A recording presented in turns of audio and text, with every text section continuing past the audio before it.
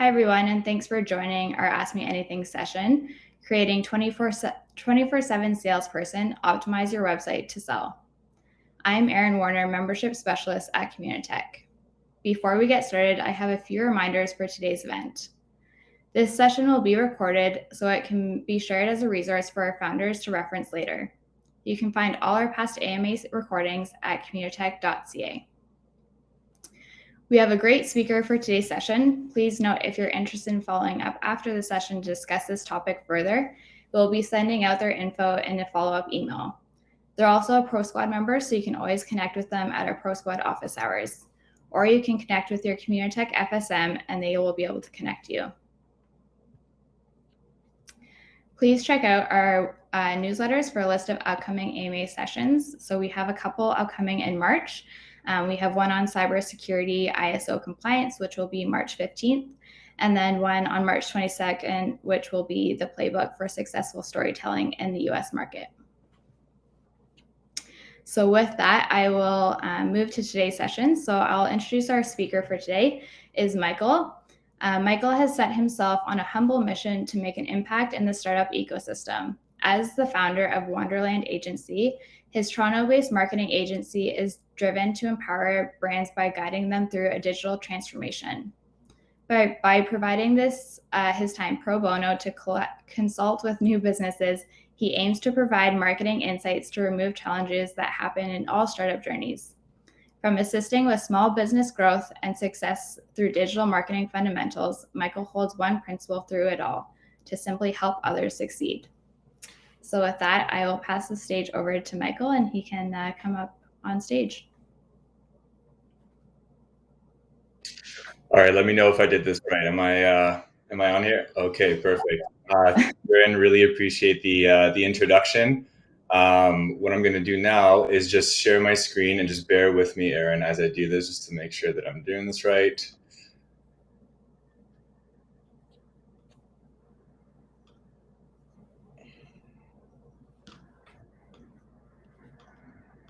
Okay.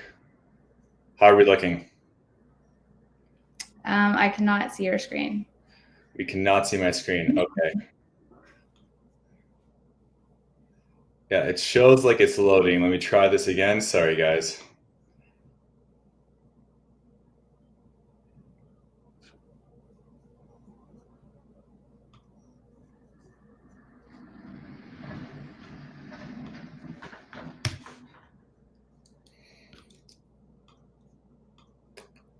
Okay, I hope I'm not the common denominator here. Let's try this again. Bear with me here, guys.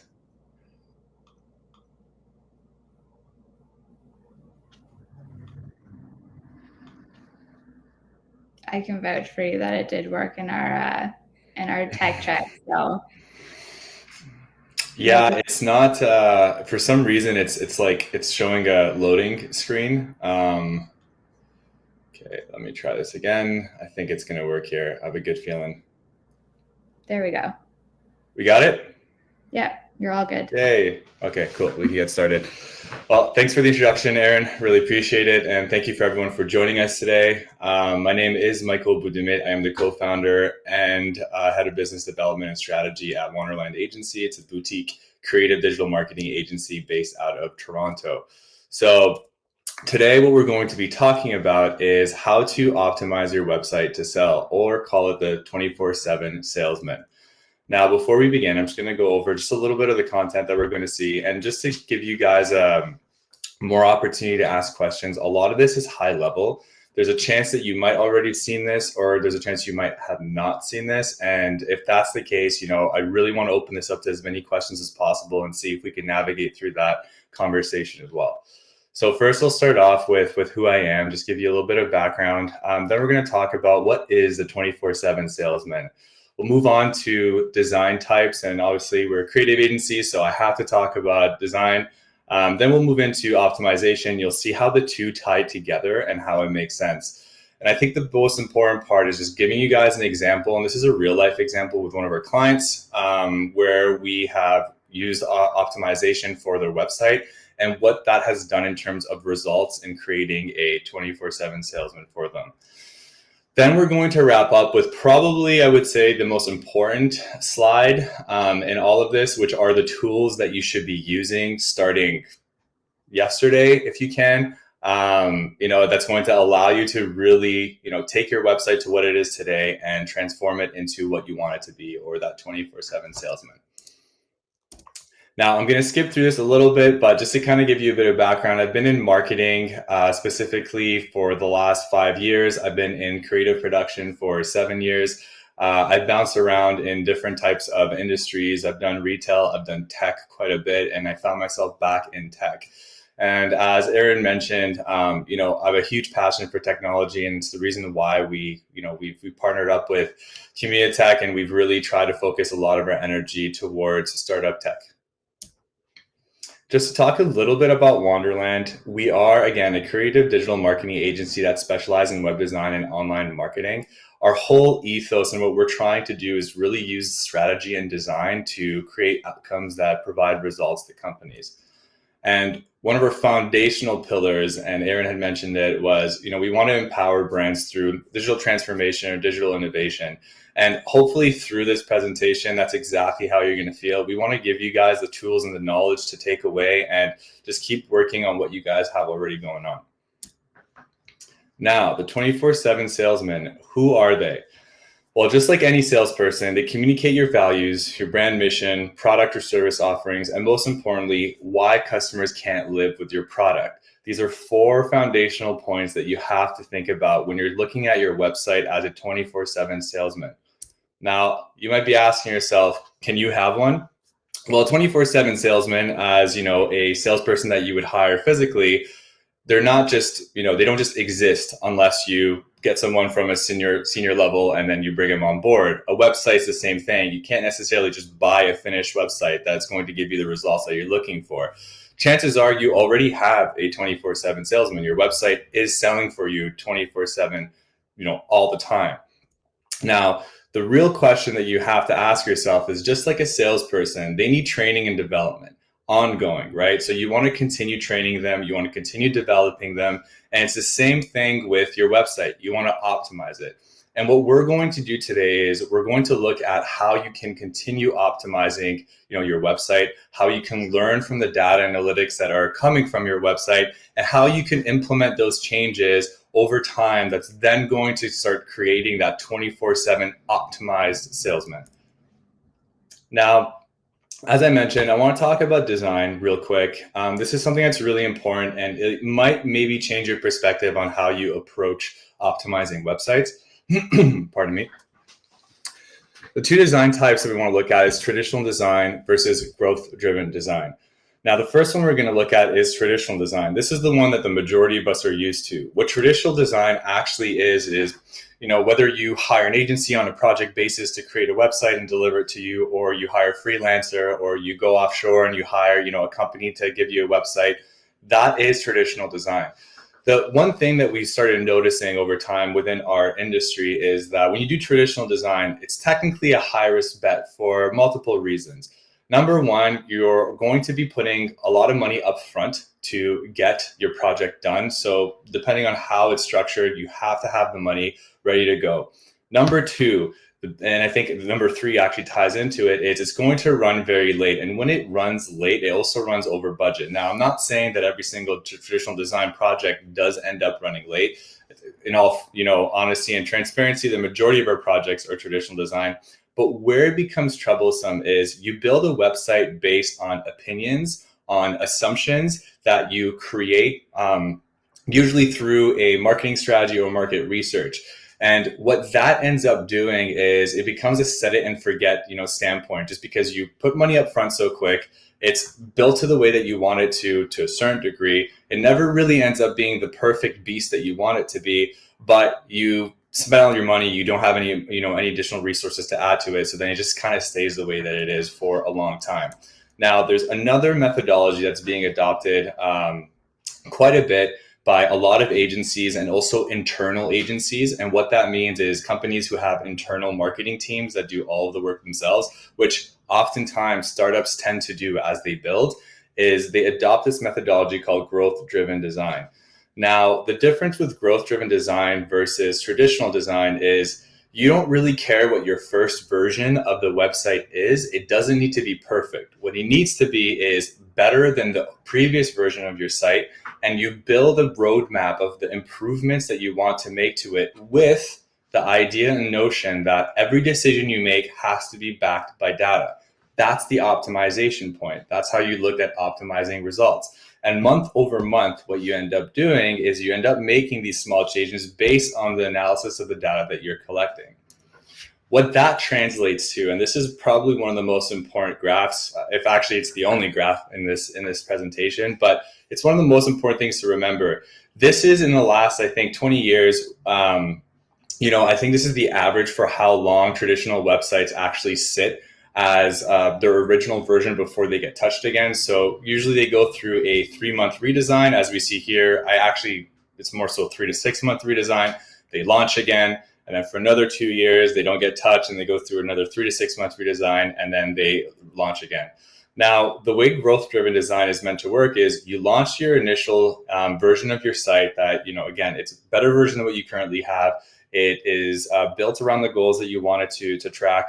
And then each month using data, so the tools that you're going to be using, which we'll be talking about, you're going to start optimizing your site, whether it's from a design standpoint, a visual standpoint, a copy standpoint. It could be creating more pages. It could be SEO content to a certain degree, right? All of that will allow you to, over time, see an exponential growth of marketing spend to sales. And that's the biggest thing. For any startup, the one thing you want to really focus on, and we all know this, is your resources, your budget, and where it's being allocated. Being able to take a budget for a site, condense it into a long-term project rather than a one and done, put all your budget into it and then launch and then again leave it and forget it. It's way better. And as you can see in this graph, I know it looks like a cartoon drawing, but I promise this comes from a much more legitimate graph. This is how the trend ends up going. It's just constant small improvements month over month will actually lead into more sales. Here's data that you could actually find online. I find this on the left-hand side to be really important. So the two big numbers you see on the left are actually design statistics. The 88% from my knowledge has actually gone up, but 88% of online consumers are less likely to return to a website after a bad experience. That's a big number. More shockingly, it only takes 0.05 seconds for someone to make a decision about your website. Now, a lot of people look at these numbers and are like, get out of here. There's no way this is true. Think about it for a second. When you're on your phone and you access a website and you're stuck waiting on a loading page and it just keeps loading, how long do you wait before you leave and you just go to the next link on Google, right? 0.05 is truly how quickly people are making decisions about your site. And it's extremely important to keep that into consideration when you're looking at your analytics.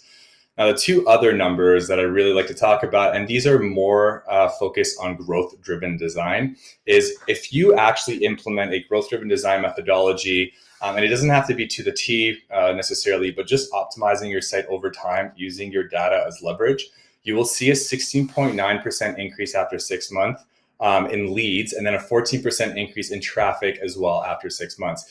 These metrics, again, are very generalized over industry, but just being able to see that for, again, generalized industry, it's huge, right? And these are the things that I really want you guys to start thinking about. Now, we'll get into optimization conversation. So I've tried to keep this as simple as possible. You guys, I'm sure, have probably already heard of this. So I just kind of want to go on it on a high level. Conversion rate optimization, or CRO. Conversion rate optimization is the process of optimizing conversions, whether on a web page, advertising campaign, or key actionable goal. The purpose of CRO is to increase your conversion rate percentage, improving your overall sales funnel efficiency.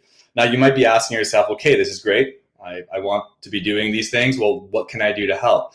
And this is another topic of conversation, is A/B testing, or multivariate testing, which is the action of testing an original version of an element or page against a variant created from analyzed data. So as simple as it might be, and it might sound and look ridiculous, this over here is actually a very clear A/B test that people do on a frequent basis. It's almost on a daily basis, and you will never know. So companies like Amazon, companies like Facebook, they all do this on a daily basis, and they test a bunch of different things. These here are two buttons. They're call to actions or CTAs that you would find on your website, this is what you want people to click on. So this is just a quick example of only changing copy from, let's say, 14-day trial to start now can make a massive impact. And I'm actually going to use a real life example to show you what that actually looks like. So this is one of our companies. It's a health tech startup or one of the clients that we have. It's a health tech startup out of New York. And when they came to us, they really wanted to take, they were doing great as it is. They were generating a lot of traffic to their website. They had a lot of CTA or conversions on their CTAs, but they wanted to see if they were able to optimize further and continue growing based on their organic traffic acquisition strategy that they had put in place. So we came in and we leveraged A/B and multivariate testing. And what we were able to identify is that by making some design changes and even changing information hierarchy on specific pages, and I'll show you guys shortly, all of that turned into increasing conversion rate by quite a significant number. Now, if you haven't done any type of conversion rate optimization, before you do any of it, you always have to, for any experiment, you have to create a hypothesis. So for us, we had a bunch of other hypotheses, but these are the two main ones that we wanted to focus on. Our first hypothesis, after looking at the data and analytics on Google Analytics, which is the tool that they use, we identified that a lot of people were navigating to their website and landing the second page that they visited after their landing page, which was their home page. They would actually end up going to the pricing page. Interestingly enough is they didn't have a link to their pricing page anywhere. The only link you could find was actually on the sitemap. So in our minds, we're like, okay, people are finding their way onto this pricing page without it being clear as to how to navigate there. We're thinking, what if we actually just take it out or pop it into the navigation menu and we maybe rejig a little bit what it looks like. Let's see where the traffic goes. That was hypothesis number one. And obviously you have to also state amount of period or time that you're going to be testing. The second experiment we wanted to do was, because we know people are going to the pricing page, that's what they're looking for as soon as they land on the website, then we wanted to also see if we could optimize, conversions on the pricing page. So we went ahead and created a hypothesis for that and also decided to run it for 30 days. The one important thing here that I do have to mention is when you're making any type of, or if you're doing any type of A/B test or multivariate test on a core website, so core website pages, you never want to run multiple tests at the same time unless you have an intricate infrastructure that allows you to do that, which in this case, you won't, right? But really what you want to do is test one thing at a time to see where the conversions are happening and if the changes in A/B tests you're doing are actually working. Now, to actually show you what it looks like, this is what their original menu looked like. So they had their platform, benefits, resources, login, and try it free CTA with a CTA start now on the header. Now, again, there's no access to pricing. We were confused how people were getting there, and then we figured out that it was through the sitemap. What we said is, okay, you know what? Let's change that.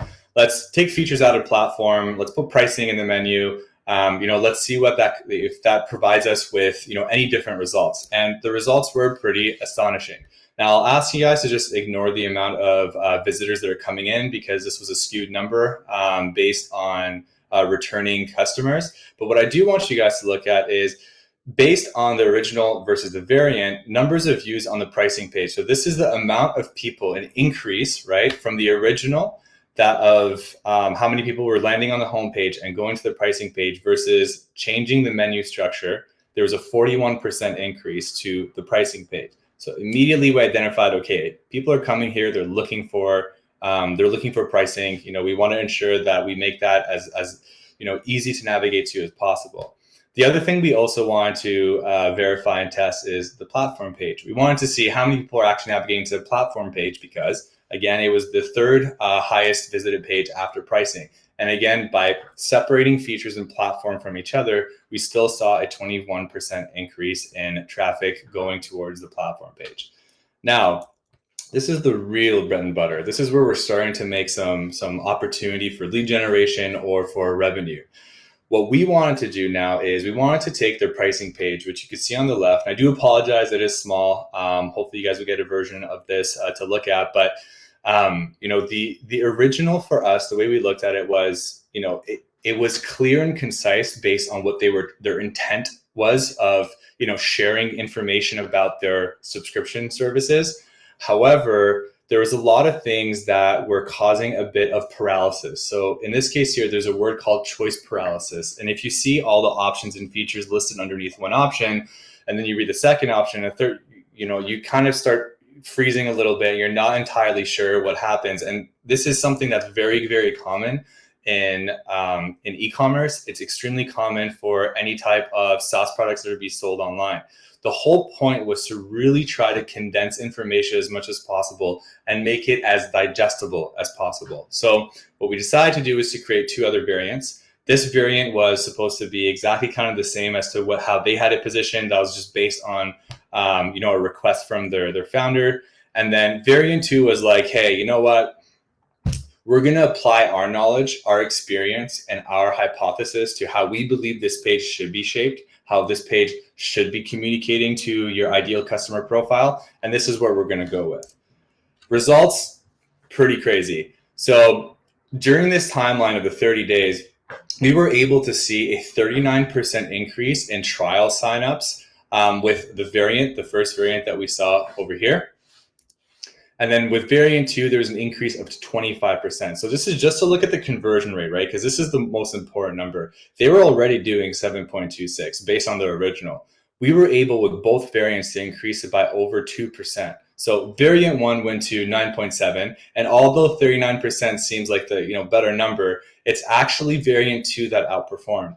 Unfortunately, and this is really why we keep talking about using data to make decisions, they ended up choosing variant 1 because they like the look of it better, not necessarily the results better. So that's one thing that we always have to continue communicating and talking about it, even to yourselves internally. Look at what's the most important thing. If the conversion rate is there, and that's really what your goal is for the year, is to increase revenue, to increase lead generation, focus on the conversion rate as much as possible. Now, I want to tie this into what we previously talked about. I'm going to skip that previous one because I feel like this is probably the more important one. I talked to you guys about A/B testing the CTA button. This is actually I think the experiment that's conducted the most amount of times on websites on a regular, continuous basis. And the reason why is because there's always a better button, whether it looks different, whether it says something different, whether it directs to a different page, whatever that is, conversion on a CTA on the header is probably one of the most important A/B tests that you could continuously keep doing. And what we decided to do was, hey, you know what? We're using the 14-day free trial button. We're going to hypothesize that because it's successful in the pricing page, it'll be successful in the home page. And then we want to try a different version of it. So the same button that's located on the top right corner of the screen, it says try it free. We're going to hypothesize as well about this, and we're going to run an experiment. So this here was a multivariant experiment as well. Well, turned out that both our hypotheses were completely wrong, and the original version completely outperformed by 89% to be best. So again, there's a lot of times that you can run experiments and you could be completely wrong and they might not work, and that's okay. That's just solidifying the fact that what you were doing previously worked. Or you just pivot and you try and experiment something else. But this was proof that what they had going on, that Start Now button, performed much better than 14-day trial or try it free. So it's important to acknowledge that as well. Now, this is leading me into the last slide of this presentation. And this is the part that I would tell you guys to write down in the event that we don't talk again, or that you don't talk to anyone about this again. If you don't have these tools, and these are just the very base minimum tools that I would say to use, integrated to your website, I would tell you to do it as soon as possible. So Google Analytics, everyone uses Google Analytics. Obviously, it provides you with tracking on your entire website and what's going on. You can set up events and goals. So this is one thing that Google Analytics does not do right away. And this is the one thing that we encourage people to do with Google Analytics. If you have goals for your website, for example, there's a button that you're trying to track because you want to know if people are contacting you or not. Those things you have to do manually. And if you don't, all Google Analytics is ever going to do for you is let you know where traffic is coming from to a certain degree, where they're navigating on your website, and how long they're engaging with your website. Aside from that, there's other general data that you're going to get, like demographics and stuff, but you're never really going to be measuring if anything that you're doing on your website is actually working. So If you don't have it set up, set it up. If you do have it set up, go check out your analytics. Make sure that you have events and goals set up in there. Now, Google Tag Manager is the other tool that actually works in sync with Google Analytics. Google Tag Manager gives you the ability to add, manage your own tags for conversion tracking, site analytics, and remarketing, and a bunch of other things. The two work together. So I would tell you guys to look at both. For things like event tracking or goals or any type of conversion tracking, you will need Google Tag Manager. But all of these things are under the Google Marketing platform. Now, before I get to Google Optimize, I'll talk to you guys about Hotjar. I see a lot of startups and a lot of companies using Hotjar. It's a great free tool. There's a paid version of it. But what Hotjar allows you to do is it provides heat maps and user recordings of sessions on your website. Now, in other words, I also kind of call it the creeper tool because you could actually fully record 100% what people are doing on your site. But what that gives you in terms of knowledge, it allows you to understand, okay, well, how are people actually using it, right? Oftentimes, especially as designers, we feel like adding interactive elements or adding cool little animations are actually bringing the website to life. But in reality, it's slowing down the process of user experience, or it might be ruining the process of user experience. So we're really cognizant with Hotjar that, if UI is actually doing what it needs to do. And then the other part is the heat maps. The heat maps actually gives you this almost screenshot of what's going on your website. So for example, if a button is being clicked on a lot, it's going to be a nice red hot spot, right? If you want to know how far people are scrolling on your page before you lose them, right? It'll also tell you that. There's, interestingly enough, the company that we just showed you, or that I just spoke about, they have, before we took over and started optimizing, about 85 to 90% of visitors actually did not go past, I think it's like halfway after the header, right? So that immediately told us that they just don't have the right header display, or maybe the information that's being set or the copy that's there isn't piquing enough curiosity to drive people to go, lower into the website. So Hotjar is an extremely important tool. And then the next tool I'll talk about is the whole optimization element. I could talk to you guys about this. I could show you guys what we have done, but ultimately I would say get onto Google Optimize. If you have a Google account for analytics, you have a Google account for Optimize. You just have to set up, how the properties are set. And again, you want to set up your goals and events before you get to this point. But Google Optimize is what allows you to do A/B and multivariate testing. The cool thing about it is oftentimes when you see design changes, they're not actually to a certain degree being done on your website, right? So if you're just trying to, let's say, A/B test a call to action, Google Optimize has a platform that allows you to make that change directly on Google Optimize without touching your website. And then you run your experiment for 30 days. It'll give you the results like I showed earlier over here. This is what the results look like. And then you make a decision whether to change it or not based on that. Now, when you do more aggressive types of testing and experimentation, so for example, this multivariate test over here, this is a bit different. So you're doing multivariate tests on URLs. So in this case here, these were 3 of the same pages, but designed differently, and 3 different URLs. All you'd have to do is do a multivariate test and redirect the traffic 33% of the way to each URL. But again, Google Optimize is an extremely awesome tool. And just based on the tech stack that you would need to really optimize and continuously optimizing your site, I highly, highly recommend that these are the 4 that you start with, especially if you're not trying to, spend too much money or resources on optimization or any type of marketing initiative. And that's pretty much it for me. I'll open it up to questions. Stop sharing my screen here. Thanks, Michael. That was a lot in a short amount of time, so that was awesome. Thank you. For anyone who has questions, you can either put them in the chat, or there's also a Q&A function on the right that you can pop them in there. I'll start us off with some. So you briefly mentioned this, but how long would you recommend a company leaves the A/B test in place? And should they just continuously be A/B testing different things?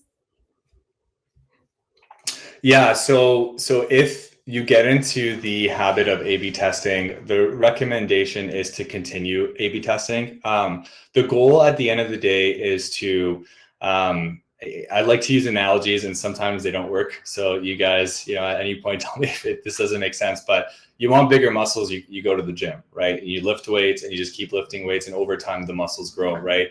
Your 24/7 salesman, your website, it's the same thing. You want to keep optimizing and keep putting, work onto it, which then over time you'll see, okay, I went from, a 3% conversion rate or 3.5% conversion rate to a 5% conversion rate. And oftentimes the biggest question people ask is, I don't know what my goal is, right? I'm not entirely sure, like, should I be at 5? Should I be at 6? All of that information is available online. You could actually look and find, based on industries, what's the percentage for my industry of conversion rate. And I would make that a goal and A/B test until you reach that and then continue going from there. There's one question that came in through the chat. Can you talk a bit about the difference between B2B versus B2C? And you mean in terms of selling B2B versus B2C? Hopefully. Yeah, I think they are probably meaning, like, if they're a B2B company, should their website be a different strategy versus a company that's a B2C company? Yeah, absolutely. I think one of the most important key points that I would tell people is your website, aside from those 4 main pillars, at the beginning that I talked about with, value, you have to demonstrate your need and stuff like that. You have to know what your ideal customer profile is. In this case here, if you're selling to B2B, you know what type of language that you have to talk about. So, just to kind of give you another real life example, we have another startup that as a client that is in the microtransit space. And, oftentimes when they first came to us, they told us, hey, people are landing on our website and don't understand what we do. I was like, okay, and this is beginning stages. I went on their website, and they're a B2B company, right? Went on their website. I was like, yeah, it doesn't make sense, right? You're trying to sell this as a service, but you don't talk about it at all. You're just saying you're moving people, or you're doing it. It's like there's no clarification. So yes, there's a huge difference between how you funnel people in for B2B sales versus how you funnel people in for B2C, for sure. Another B2B question that came through. So Chris says, we're a B2B software company with very complex niche products. How do we optimize our homepage to encourage people to stay on the page and journey further into our site? It all comes down to analytics.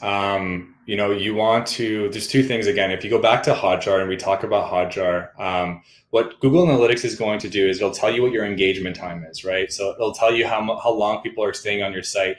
And just seeing what that average looks like gives you a general understanding of, okay, is my homepage really optimized to, give people the information they're looking for, or is it not? And the second thing that you also want to be looking at is, from Hotjar's perspective, how far are people navigating through your website? So that there gives you enough detail to just retrospectively understand, okay, well, first of all, people are landing on my page. They're maybe spending 10, 15 seconds. They might not like how my site looks and they leave, or they're immediately clicking to go elsewhere. Right? So your goal ultimately, when you're thinking about how you're navigating people through your site, and this is what I tell most people, whether you're B2B or you're B2C, just take into consideration that all they're going to see is the very first section of your site, where you have your menu, you have your header, you might have, some asset, and then you have call to action and, a header. Just picture that as the only thing they're going to see, and they're going to ignore the rest of your website. Ask yourself, do I have all the right information to pique curiosity, to inform them on what the website or what my company is, and have I built out a navigation menu that is going to direct them to the next piece of information they're looking for? If you start there, normally what you end up seeing is more engagement time on the overall website and less bounce rate, which is no longer a metric analytics is measuring, but less bounce rate of people coming to your website and leaving without interacting with it. So there's another question. They said, I'm currently using Licky Orange. I don't know if that's how you say it. So they were using that for free, but are now paying a small amount. Would Hotjar offer better functionality or benefits? Good question. I don't think I've looked into Licky Orange. When it comes to user behavior tracking, and I'm going to keep this as short as possible because I can only give you a biased answer at this point. You want it to really do two things, and heat mapping is probably one of the most important parts of it. User recording is one; it just gives you insight on how people are really using your site. But heat mapping is the most important. So, if the tool that you're currently using, Licky Orange, is doing that for you, 100%. Now, what Hotjar also does in the paid subscription, I'm assuming Licky Orange will probably do the same thing, is you could do survey, which is another really important part in gathering qualitative data from your users. So I'm assuming Licky Orange probably gives you more analytics and dashboard view. I'm assuming it'll probably give you some survey, but Hotjar, that's what it does. Once you start paying, it allows you to do, first of all, it expands the amount of heat maps and user recordings you could actually generate. And then you could also do a lot more surveying, so qualitative scoring for your website, which is extremely important. You might just want to answer this one quickly. There's lots of questions about Hotjar, but it says the company has previously used Mouseflow for heat map tracking. Do you recommend Hotjar over Mouseflow, or are they about the same? Yeah, I think these are. So it comes down to preference. So it comes down to two things, right? It's preference and use case. The reason why we continue pushing Hotjar is just, and again, full transparency, we developed a lot of our websites on Webflow. So a lot of times we're looking for tools that seamlessly integrate with that platform. So Hotjar is like the key kind of tool that we use, but as long as it provides you with heat map tracking on any page, there's really almost no comparable you can't really compare it to Hotjar in the sense that like they both do the exact same thing. I wish I could give you guys more insight, but I'd love, and I'll kind of park this here. If you guys want me to give you a more broad answer, if you guys want to message me directly, I'll do research into what these companies look or what they do, and then I'll let you know for sure if Hotjar is a better option. Thanks. We have another one. So they say, hi, Michael. What are some of the best practices for B2B websites to optimize for conversion? Is it different for hardware versus software? Yeah, so I think there's a lot of questions around B2B websites. So the tricky part here, it's really a two-way answer, and I think the way that I answered last time gets me to a certain degree. The best way of looking at it is what's the quality, or the question you have to ask yourself is what's the quality of your traffic acquisition, right?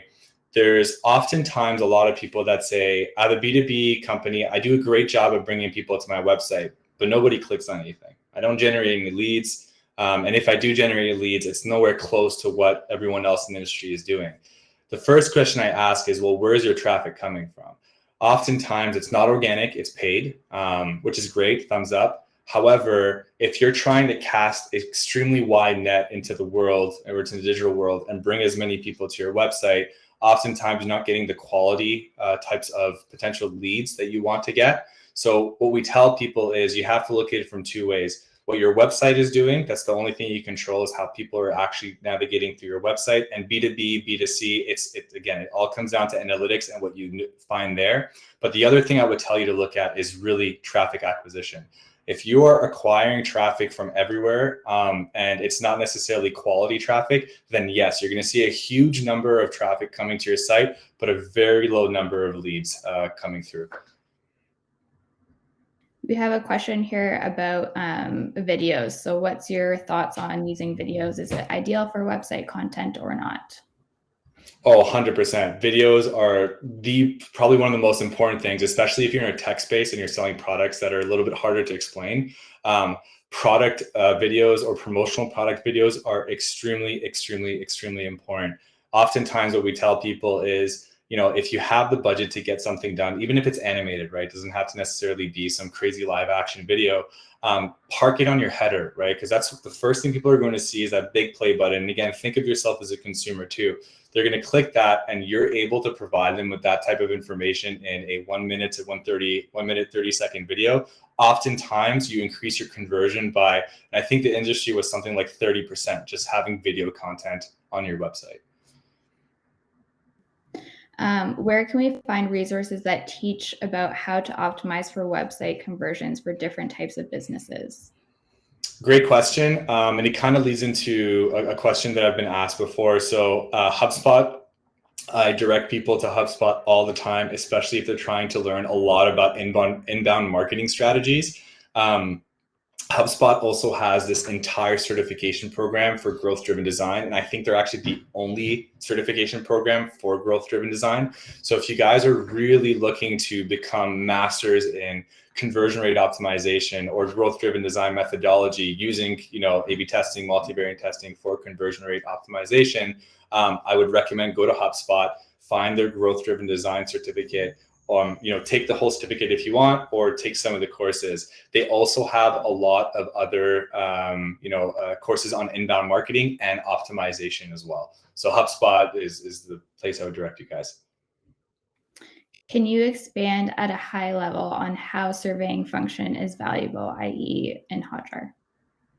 Yeah, for sure. So oftentimes what companies like to do, and I'll use the example of an e-commerce company, is once you walk someone through a transaction process from beginning to end, you like to hit them with a survey. It's being like, hey, how was the process of your transaction?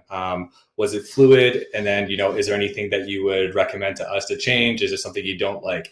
That's a way of using a survey. For example, another one is, and this is something we see a lot in the B2B tech space with SaaS products, is when you sell your product and you get people onto your platform, oftentimes what ends up happening, or onto your web app, what ends up happening is there's a lot of companies that sometimes don't go through an onboarding process where it's automated onboarding that's showing and navigating people through the web app. And what we've seen is, and we've done this with one client just preemptively before they change their application.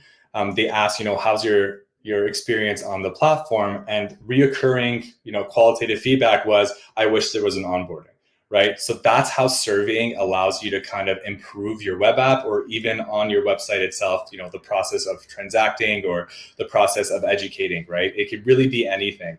The surveying piece is really about capturing as much qualitative data as possible. And it doesn't mean because you have it, people will fill it out. I'm sure you've run into some surveys and you kind of close it right away, but it's just trying to give the opportunity for your visitors to give you that qualitative feedback. Chris says, I appreciate that you've talked a lot about A/B testing and analytics. I'm also curious about your thoughts on website content. What are some best practices when crafting B2B growth-driven content? The number one thing I tell every single company I talk to is develop a content marketing strategy. I don't know necessarily what you mean by growth-driven content per se, but when we're talking about content, you need to. There's really two ways of looking at it, right? So if you're going through a website refresh, for example, and you hire on a UI UX designer, they'll go through a wireframe, a sitemap, and they'll actually direct you through, okay, here's what kind of content we would put here. Here's the type of content that we would like to see there.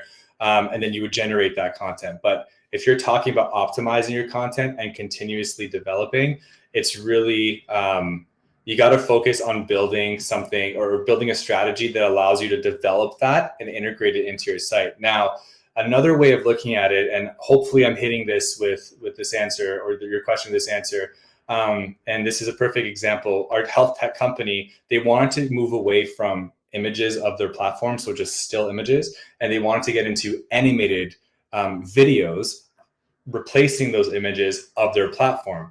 Now, the question was, is it worth the money? Is it worth the investment? And really what we had to do was actually survey their customers.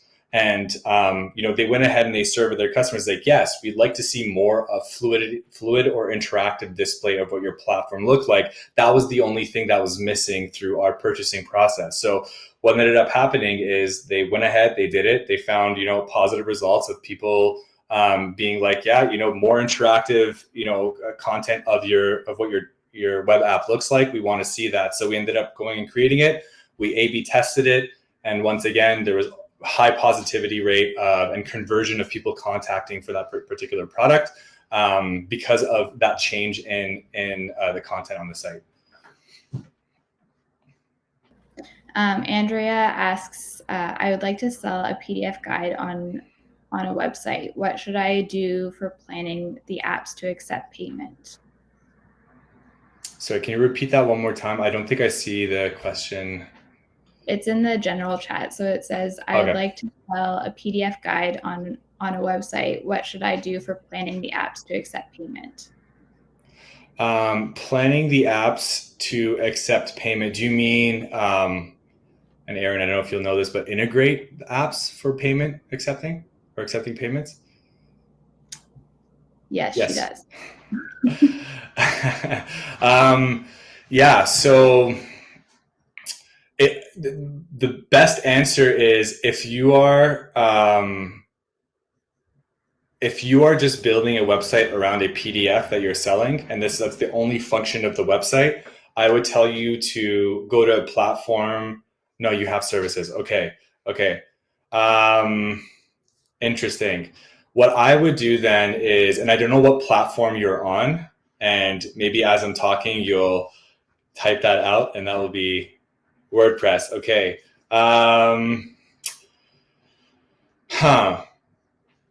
If the PDF is something that you are running completely separately of your services, and I mean this like if you want this to be a sales funnel on its own where you create a landing page for the PDF, then it's a lot easier to do. And in terms of integrating, there's a lot of plugins on WordPress that you can use to get that done.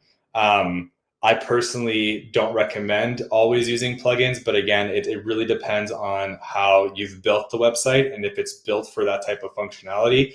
But realistically, if you're on WordPress, it's because you're most likely built on a theme or custom built to a certain degree, and then also using plugins. But yeah, I would tell you there's no limitations. Pick the one thing I would tell you actually to make your decision easier is go with whatever payment supplier or online transacting supplier has the lowest fees is my only answer to you.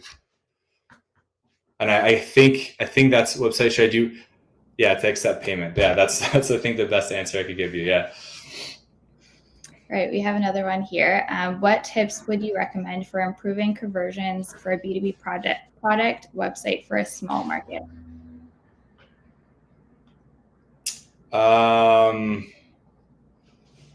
What tips would you recommend for improving conversions for a B2B product website for a small market?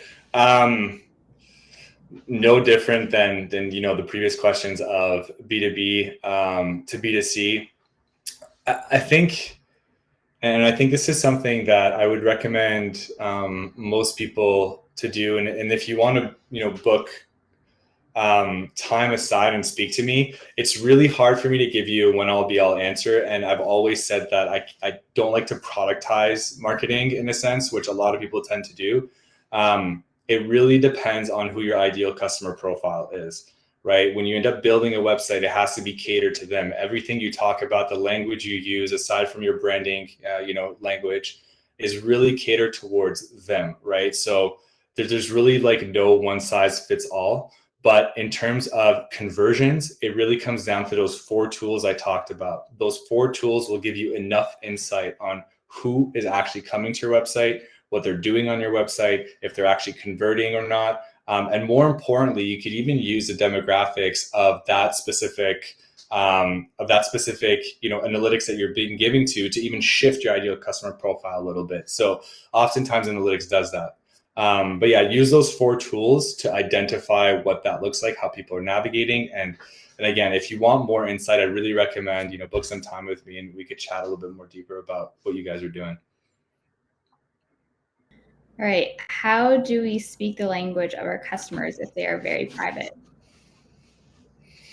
I would almost tell you that privacy almost doesn't exist in a sense online. And what I mean by that is you can't think about literally knowing exactly who's visiting your site. What we're saying is when you create ideal customer profile, for example, and it happens to be, let's call it an HR VP in companies of 50 to 100 people that work specifically in Toronto, and they're aged around 50 years old, and they're male. When you build that ideal customer profile, everything that you do from a traffic acquisition standpoint is going to be directed to them. Then when you look at your website as well, is you're going to try and speak around what their interests or how their understanding of things are. So one question that we had, and particularly about that, was how can you change the narrative of conversation of what your website is saying to fit, specifically who it is that you're trying to target?